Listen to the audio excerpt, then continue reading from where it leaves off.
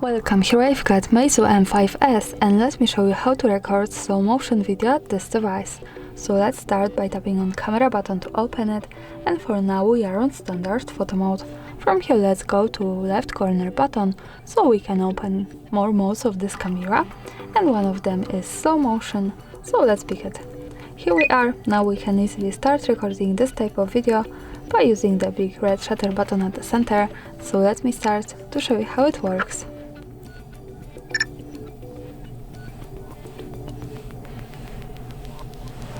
And now let's stop by tapping again on shutter button. To see the video, let's move to the right one, that follows us straight to the gallery, and here we can play our video by using center button.